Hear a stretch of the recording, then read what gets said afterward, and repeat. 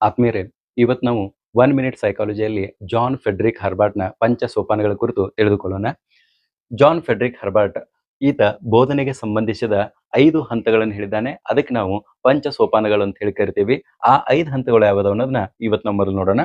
ಮೊದಲನೇ ಹಂತ ಏನದಲ್ಲ, ಇದು ತಯಾರಿ. ಬೋಧನೆಗೆ ಸಂಬಂಧಿಸಿದ ಮೊದಲನೇ ಒಂದು ಕೆಲಸ ಏನಂತಂದ್ರೆ ತಯಾರಿ. ಅದಕ್ಕೆ ನಾವು ಪ್ರಿಪರೇಷನ್ ಅಂತ ಹೇಳಿ ಕರಿತೀವಿ. ಎರಡನೇದು ಪ್ರಸ್ತುತಿ, ಪ್ರೆಸೆಂಟೇಷನ್ ಅಂತ. ಮತ್ತು ಮೂರನೇದು ಸಂಬಂಧ ಅಥವಾ ಹೋಲಿಕೆ, ಅಸೋಸಿಯೇಷನ್ ಅಥವಾ ಕಂಪ್ಯಾರಿಸನ್ ಅಂತ ಹೇಳಿ ಕರಿತೀವಿ. ಮತ್ತು ನಾಲ್ಕನೇದು ಸಾಮಾನ್ಯೀಕರಣ, ಜನರಲೈಸೇಷನ್. ಮತ್ತು ಐದನೇದು ಅನ್ವಯ, ಅಪ್ಲಿಕೇಶನ್ ಅಂತ ಹೇಳಿ ಕರಿತೀವಿ.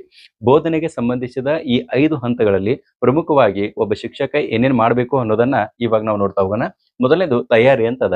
ಇಲ್ಲಿ ವಿದ್ಯಾರ್ಥಿಗಳಿಗೆ ಈಗಾಗಲೇ ತಿಳಿದಿರುವ ವಿಷಯವನ್ನು ನೆನಪಿಸಿ ಹೊಸ ಪಾಠವನ್ನು ಕಲಿಯಲು ಸಿದ್ಧಗೊಳಿಸುವಂತ ಹಂತ. ಅಂದ್ರೆ ನೀವು ಟೀಚಿಂಗ್ ಹೋದಾಗ ಮೊದಲು ಮೋಟಿವೇಶನ್ ಅಂತ ಹೇಳಿ ಏನ್ ಮಾಡ್ತಿರಲ್ಲ, ಆ ಹಂತಕ್ಕೆ ನಾವೇನು ಕರಿತೀವಿ ಹೇಳ್ರಿ, ಇಲ್ಲಿ ತಯಾರಿ ಅಂತ ಹೇಳಿ ಕರಿತೀವಿ. ಅಂದ್ರೆ ಅವ್ರಿಗೆ ಗೊತ್ತಿರುವಂತ ಜ್ಞಾನದ ಜೊತೆಗೆ ನಾವು ಹೊಸ ಜ್ಞಾನವನ್ನು ಪರಿಚಯಿಸುವಂತ ಹಂತ. ಇನ್ನು ಎರಡನೇದು ಪ್ರಸ್ತುತಿ ಅಂತದ. ಪ್ರಸ್ತುತಿ ಅಂತಂದ್ರೆ ಇಲ್ಲಿ ಶಿಕ್ಷಕರು ಹೊಸ ವಿಷಯ, ಪಾಠ ಅಥವಾ ಒಂದು ಪರಿಕಲ್ಪನೆಯನ್ನು ಪರಿಚಯಿಸಿ ವಿವರಿಸುವಂತ ಹಂತ. ಇದು ಒಂದು 20 ರಿಂದ 25 ನಿಮಿಷ ತನಕ ವಿವರಣೆ ಆಗ್ತಾ ಹೋಗ್ತದೆ. ಇನ್ನು ಮೂರನೇ ಹಂತ ಯಾವ್ದಂದ್ರೆ ಸಂಬಂಧ ಅಥವಾ ಹೋಲಿಕೆ ಅಂತ ಹೇಳಿ ಕರಿತೀವಿ. ಹೊಸ ಜ್ಞಾನವನ್ನ ಹಿಂದಿನ ಜ್ಞಾನದೊಂದಿಗೆ ಹೋಲಿಸಿ ಅವುಗಳ ನಡುವಿನ ಸಂಬಂಧವನ್ನು ಕಂಡು ಹಿಡಿಯುವಂತ ಹಂತ.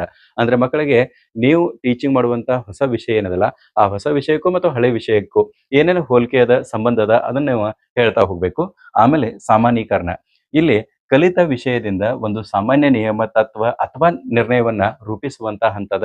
ರೀಕ್ಯಾಪ್ಸುಲೇಷನ್ ಸಂದರ್ಭದಲ್ಲಿ ತಾವು ಈ ಕೆಲಸವನ್ನ ಮಾಡಬೇಕು. ಮತ್ತು ಕೊನೆಯ ಹಂತ ಯಾವುದಂದ್ರೆ ಅನ್ವಯ ಅಥವಾ ಅಪ್ಲಿಕೇಶನ್ ಅಂತ ಹೇಳಿ ಕರಿತೀವಿ. ಕಲಿತ ಜ್ಞಾನವನ್ನ ನೈಜ ಜೀವನದಲ್ಲಿ ಅಥವಾ ಇತರ ಹೊಸ ಸಂದರ್ಭಗಳಲ್ಲಿ ಬಳಸುವಂತ ಹಂತ. ಈ 5 ಹಂತಗಳೇನಿದಾವಲ್ಲ, ಈ 5 ಹಂತಗಳು ಪ್ರತಿಯೊಬ್ಬ ಶಿಕ್ಷಕನಿಗೆ ಅತ್ಯಂತ ಅವಶ್ಯಕವಾದದ್ದು.